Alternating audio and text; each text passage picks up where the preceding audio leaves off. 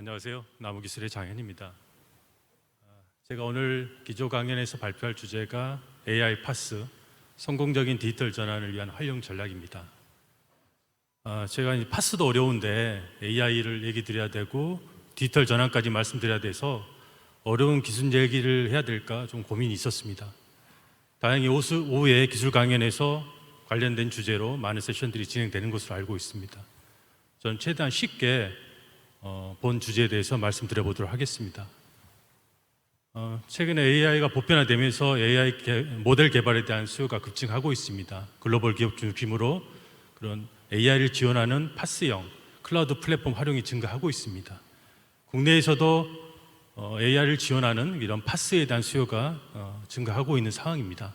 이에 본 발표에서는 AI와 파스의 시너지 효과 및 사례에 대해서 살펴보고 파스 기반으로 AI 개발에 대한 이점, 그리고 클라우드 네이티브를 전환하기 위한 파스 활용 가이드에 대해서 말씀드려 보도록 하겠습니다.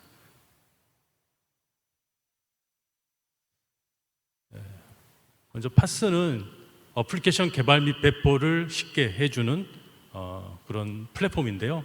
마이크로 서비스 아키텍처나 데브옵스를 지원하고 그 기반하에 AI 어플리케이션이나 클라우드 네이티브 어플리케이션, 사스 어플리케이션이 실제 손쉽게 배포 운영될 수 있게 해주는 기반 기술입니다. AI 모델 개발할 때 실제 이제 파스를 이용하게 되면 구축, 운영, 배포가 쉽게 이루어지기 때문에 훨씬 더 빠르게 개발에 집중할 수가 있게 됩니다. AI 파스 부분에 대한 정의를 잠깐 살펴보면 인공 AI 관련해서는 이제 파트너십 온 AI에서 다양한 분야에서 인간의 지능을 모방하여 결과를 개선하는 기술로 정의하고 있고요. 챗 GPT를 개발한 오픈 AI에서는 경제적으로 가치 있는 대부분의 작업에서 인간을 능가하는 높은 자율성을 가진 시스템이라고 얘기하고 있습니다. 또한 파스는 인터넷을 통해 어플리케이션을 개발, 실행, 관리에 필요한 하드웨어와 소프트웨어 인프라를 제공하는 서비스인데요. 특히 이제 어플리케이션 배포 및 개발 도구를 쉽게 활용할 수 있게 해주는 서비스입니다.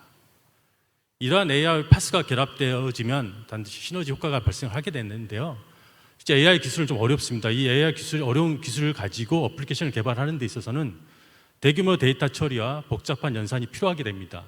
이를 이제 파스를 활용하게 되면 유연성과 확장성이 좋아짐으로써 실제 개발 속도도 증가하게 되고 비용 절감 효과를 누릴 수 있게 됩니다. AI 플랫폼 구축 사례, 금융권 사례를 조금 말씀드려보고자 합니다. 실제 AI 플랫폼 구축할 때 이제 도전 과제로서는 최근에 잘 아시겠지만 GPU 자원이 상당히 비쌉니다. 이런 GPU 자원에 대한 소요 예측이 어렵고 학습의 시간에는 이 GPU 자원이 낭비되는 좀 어려움이, 이슈가 좀 있었고요. 그리고 AI 서비스의 안정적인 운영 필요성도 제기되었습니다. 파스와 함께 사실은 이러한 AI 플랫폼 구축을 통해서 어떻게 보면 AI 전용 인프라를 구축함으로써 그런 GPU 자원에 대한 효율적인 관리, 그러니까 효율적인 사용이 가능했던 부분이고, MLOps를 도입하면서 이제 기계학습 서비스까지 파이프라인을 자동화를 통해서 어떻게 보면 AI 모델 개발 운영을 효율적으로 할 수 있게 한 부분이 큰 효과라고 말씀드릴 수 있을 것 같습니다. 또한 글로벌에서도 이제 스포티파이나 넷플릭스 같은 경우에는 이미 AI를 통해 음악 뭔가 추천하는 시스템을 파스 기반에서 이미 활용을 하고 있습니다. 앞서 이제 금융권 사례에서도 말씀드렸지만 최근 이제 금융권 중심으로 신한은행이나 농협은행이나 이미 파스 기반의 AI 서비스를 이미 출시하고 활용하고 있습니다. 그 외에도 많은 금융권 기관에서 이 파스를 도입하고 있는 상황입니다. 이 부분은 앞서 이제 정철 위원장님께서도 말씀하셨지만 사실 AI ML 프로젝트는 많은 이슈들, 실제로 구현하는 데 이슈들이 있습니다. 인재 부족이라든가 데이터 부족, 그다음에 팀 간의 협업 부족, 이런 인프라에 대한 소프트웨어에 대한 가용성이 부족한 이슈들이 발생하게 되는데요. 그래서 어떻게 보면 반드시 컨테이너나 쿠버네티스가 필요합니다. 즉 어떻게 보면 이 컨테이너나 쿠버네티스를 활용함으로써 자동화된 컴퓨팅 리소스 관리가 신속하게 대응이 가능하기 때문에 민첩하게 대응이 가능합니다. 또한 데이터 센터, 엣지, 퍼블릭 클라우드, 프라이빗 클라우드 전반의 인프라에 관계없이 ML 모델을 일관성 있게 개발하고 배포할 수 있기 때문에 이동성이 좋아집니다.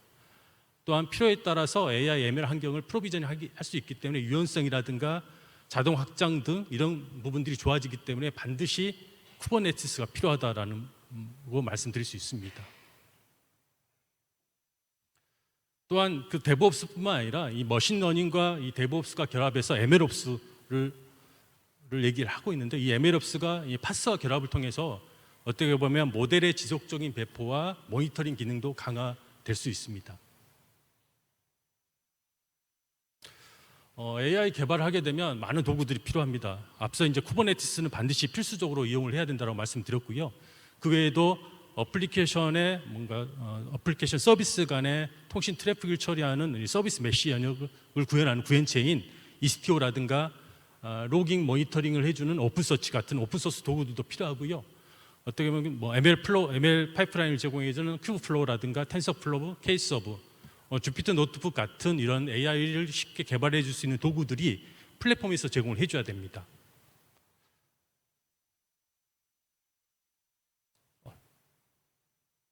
죄송합니다. 그래서 실제 이제 파스의 구성 요소를 말씀드리면, 어떻게 보면 클라우드 인프라는 사실 물리, 가상, 퍼블릭 클라우드에 관계없이 이런 클라우드 인프라 이외에 컨테이너를 관리하는 영역이 있어야 되는 거고, 이 컨테이너만 관리하는 게 아니라 실제 어떻게 보면 단일 클러스터로 관리가 되지 않습니다. 여러 멀티 클러스터를 통합 관리하는 기능들이 필요하기 때문에 이 플랫폼이 자원 관리하는 기능이 필요하고, 그 위에 앞서 말씀드린 그런 AI 어플리케이션을 개발할 수 있는 많은 도구들이 플랫폼 컴포넌트로서 기능을 제공해 줘야 됩니다. 그래야지만 실제 AI 개발하는 데 있어서 개발에만 집중할 수 있다는 거죠. 그런 도구를 설치하고 뭔가 환경을 세팅하는 데 있어서 많은 리소스가 뭔가 필요할 수가 있는데, 그런 부분들은 이런 파스에서 기능을 제공해 준다는 거죠.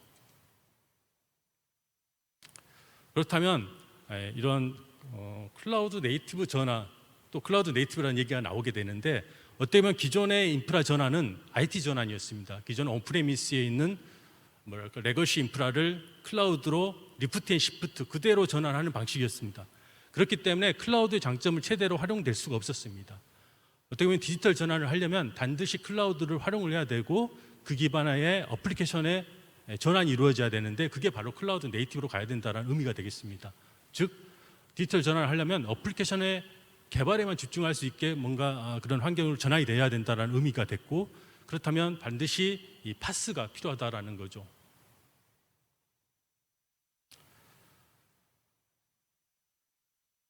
그럼 파스를 어떻게 도입해야 될까를 좀 말씀드리면, 클라우드 네이티브로 전환함으로써 어떻게 보면 시장 변화에 민첩하게 대응이 가능하고 확장성이나 가용성이 좋아지게 되는데요. 이 그림에서 보듯이 이제 클라우드 네이티브로 전환하는 게 이제 두 가지, 크게 리플랫폼이나 리팩토를 얘기할 수 있습니다. 리플랫폼은 기존의 이아스 환경에서 이제 파스로 전환하는 겁니다. 파스로 전환하기 때문에 파스는 어떻게 보면 컨테이너 쿠버네티스 기반입니다. 그렇기 때문에 컨테이너로 전환해야 된다라는 거죠.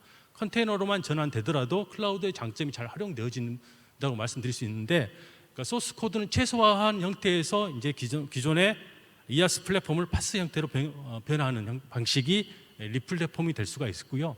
리팩터 방식 같은 경우에는 어떻게 보면 기존의 클라우드 환경에 최적화해서 코드 수정이나 이런 것들이 변화가 돼야 됩니다. 그러면 결론적으로는 MSA, 마이크로 서비스 아키텍처 형태로 재설계가 이루어져야 된다는 거죠. 그렇게 되면 완전히 클라우드 네이티브 향으로 바뀌는 거고, 클라우드의 장점이 잘 활용된다라고 말씀드릴 수 있습니다. 즉 리팩터 방식으로 갈수록 난이도는 높습니다. 하지만 이런 밸류는 높아진다는 거죠. 즉 우리가 시장에 민첩하게 대응할 수 있는 그러한 어플리케이션들이 개발이 돼야 된다는 거죠. 그렇기 때문에 결과적으로 궁극적으로는 일단은 리플랫폼으로 전환이 되었다가 리팩터 방식으로 전환이 되어야 된다는 겁니다. 그러면 이런 전환할 때 어떤 절차로 진행을 해야 되는지를 좀 말씀드리도록 하겠습니다. 첫 번째 전략 구상 단계인데요.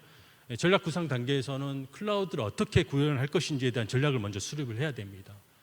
비즈니스 환경도 분석해야 되고 클라우드 전환 반항을 결정을 해야 되는데, 앞서 이제 리플랫폼과 리피터 방식을 말씀드렸는데 리호스트도 있습니다. 리호스트 같은 경우에는 그대로 사실은 그대로 전환하는 겁니다. 즉 파스로 가더라도 사실은 소스 코드 수정 없이, 즉 웹이나 아스 같은 경우에 변화 없이 그대로 전환하는 방식이 또 리호스트라고 할 수가 있고요. 리플랫폼은 일부 소스 코드 수정이 돼서 그래도 컨테이너에 약간 최적화해서 전환하는 방식이 리플랫폼이고요. 리팩터는 아예 이제 MS 아키텍처를 재설계하는 방식입니다. 즉 기존 어플리케이션들을 어떤 방식으로 전환할지에 대한 결정을 해야 됩니다. 거기에 따라서 전환 난이도라든가 이런 게 달라지기 때문에 그게 상당히 중요한 부분이고요. 거기에 따라서 클라우드 도입 전환 로드맵이 구성이 되어지고 이걸 기준으로 이제 구축 단계가 진행이 되어지게 됩니다. 구축 단계에서는 지속적으로 비즈니스 혁신이 뒷받침할 수 있는 환경으로 전환을 해줘야 되는데 그 이후에는 뭐랄까 적응 단계가 필요합니다. 그게 그 단계에서 멈추는 게 아니라 지속적으로 뭔가 최적화하고 안정적으로 운영하는 단계가 필요하고요. 그 다음에는 확산 단계입니다. 일단은 클라우드 파스 형태로 클라우드 네이티브로 전환이 되어졌다면 기존 어플리케이션도 뭔가 이렇게 기존 운영하는 운영 인력이라든가 개발자들이 어느 정도는 클라우드 파스나 클라우드 네이티브에 익숙해졌다고 보여집니다. 즉 그렇다면 클라우드의 장점들이 이미 많이 느껴지게 될 거라는 거죠. 그러면 기존의 어플리케이션들도 이제는 뭐랄까 조금 더 확산해서 전환한다거나 아니면 신규 어플리케이션을 개발할 때 아예 처음부터 클라우드 네이티브 향으로 개발하게 되면 어떻게 보면 시장에 빠르게 대응할 수 있는 그런 어플리케이션들이 이제 서비스 될 수 있다라고 말씀드릴 수 있습니다. 그리고 그래서 수요에 따라서 리소스도 자유롭게 확장하고 최적화하고 지속적인 정지 활동을 통해서 뭔가 이렇게 잘 그런 어플리케이션을 활용될 수 있도록 만드는 부분도 상당히 중요한 부분입니다. 제가 이제 클라우드 네이티브도 얘기 드렸고 파스가 필요하다고 말씀드렸는데 저희가 가지고 있는 솔루션, 저희 나무기술하고 아코소프트가 같이 갖고 있는 솔루션이 이제 칵테일 클라우드라는 파스 솔루션입니다. 그래서 제가 이제 이 칵테일 클라우드 좀 설명드리고자 하는데 앞서 클라우드 네이티브로 가야 된다고 말씀드렸고 클라우드 네이티브 플랫폼이 파스가 반드시 필요하다고 말씀드렸습니다. 이 파스는 어떻게 보면 이 크게 이제 클러스터 관리와 어플리케이션 관리 이 두 가지 영역이 있을 수 있습니다. 기존의 클러스터 관리는 뭐냐면 반드시 이제 쿠버네티스라는 얘기를 들었는데 이 쿠버네티스를 관리하는 부분들이 어떻게 보면 클러스터 관리입니다. 즉 쿠버네티스는 클러스터 단위로 움직이기 때문에 하나의 클러스터가 아니고 여러 멀티 클러스터를 구성하고 멀티 테넌시 기능을 지원해 줘야 되는 기능들이 필요합니다. 그게 이제 클러스터 관리인데 이런 클러스터 관리뿐만 아니라 이 파스라는 것은 어플리케이션 관리 부분도 제공을 해줘야 됩니다.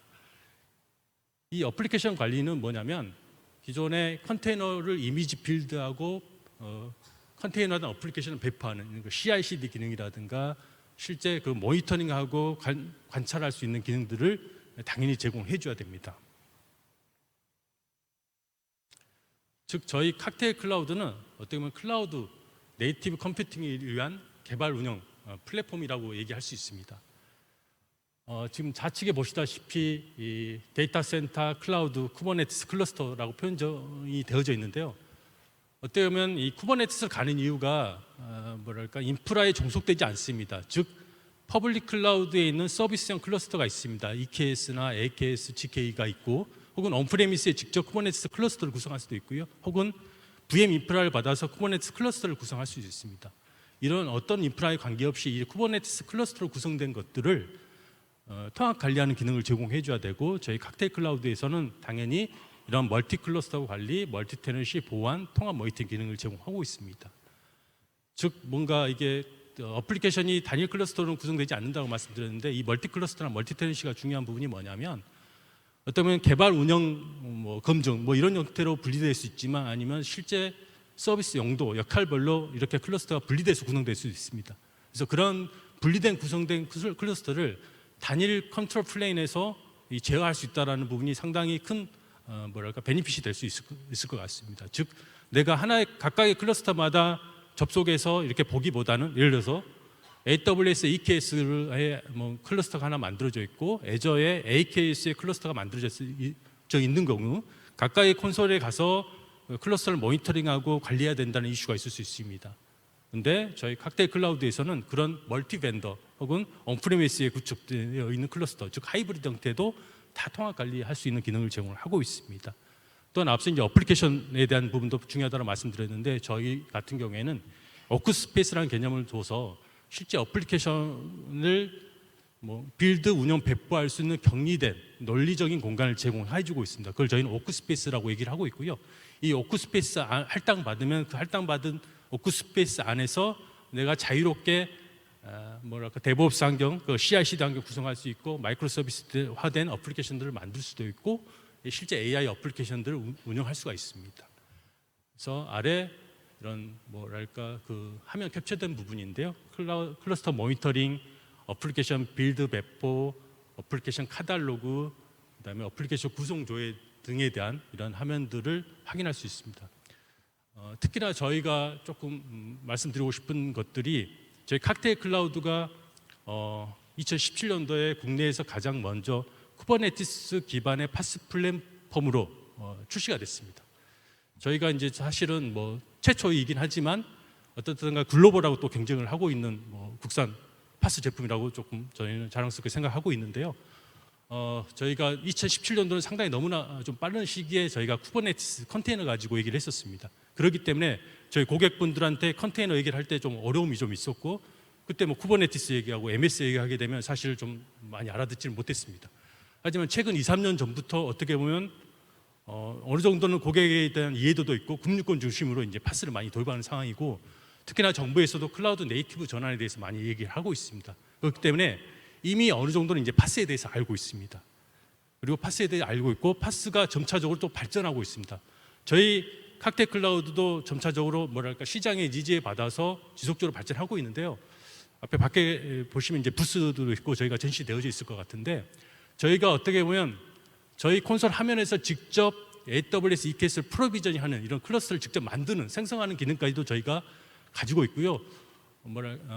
이제 로깅이나 이런 부분들이 업데이트되고 있고 실제 어플리케이션들의 기능을 강화하는 부분에 저희가 조금 중점을 두고 지속적으로 기능 개발을 하고 있습니다. 그래서 최근 트렌드가 어떻게 보면 이런 앞단의 어플리케이션 개발을 조금 쉽게 도와주는 것을 이제 플랫폼에서 제공해 줘야 되는 형태로 가고 있습니다. 그래서 마지막 장표인데요. 제가 이제 마지막으로 드리고 싶은 말씀은 어떻게 보면 클라우드 플랫폼은 즉 파스는 클라우드 네이티브 인공지능 기술 기원을 위한 간단하고 비용 효율적으로 만들어줍니다. 즉 파스를 도입함으로써 종속되지 않는 멀티, 하이브리드, 클라우드 환경 구현이 가능하게 되고요. 쉽고 편리한 어플리케이션 개발 운영이 가능하게 됩니다. 즉 클라우드 네이티브 어플리케이션이나 AI 어플리케이션, 사스 같은 경우에는 반드시 이제 컨테이너, 클라우드 네이티브 향으로 만들어져야 되기 때문에 그거를 지속적으로 CI/CD 환경을 제공해 주는 부분들이 반드시 필요합니다. 그래서 데브옵스 환경을 제공해 주고 또한 그 외에 다른 여러 오픈소스들이 있습니다. 이스티오도 얘기했지만 이스티오, 프로메테우스, 오픈소스 관련된 여러 오픈소스들 잘 인테그레이션 돼서 어떻게 보면 이런 관리, 모니터링 환경을 제공해 줘야 됩니다. 이게 저희 파스인데 당연히 그렇다면 클라우드 네이티브 구현하려면 파스를 당연히 도입할 수밖에 없습니다. 즉 선택이 아니라 필수인 거고요. 이런 많은 오픈소스들, 그러니까 쿠버네티스나 이런 관련 오픈소스뿐만 아니라 AI 관련된 도구들 혹은 뭔가 빅데이터 관련된 뭔가 컴포넌트 도구들, 오픈소스 도구들 같은 경우에도 전부 다 저희 이제 파스에서 제공해주고 있다라는 거죠. 즉 그 기반하에 뭔가 개발하고자 하는 뭔가 기업, 뭔가 서비스를 런칭하고자 하는 기업이 있다면 굳이 그 인프라 환경 구축하는 데 있어서 뭔가 리소스를 투입하고 비용을 투입하지 말라는 거죠.